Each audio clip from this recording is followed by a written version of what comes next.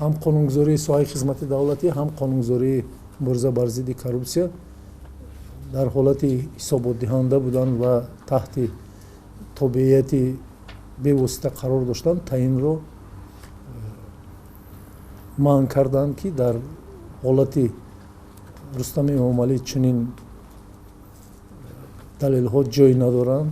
Рустами Эмомалӣ ба ҳукумати ҷумҳурии Тоҷикистон ҳисоботдиҳанда аст, ки ҳукумат сарвазир дорад.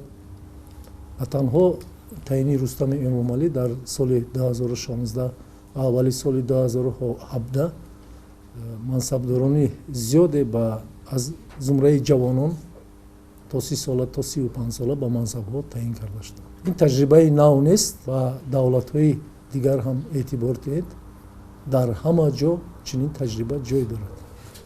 Рустами Эмомалӣ 3 таҳсилоти олӣ дорад, ҳам дар ҷумҳурии Тоҷикистон, ҳам дар хориҷа. барои иҷрои вазифаҳои хизматии ӯ басанда аст.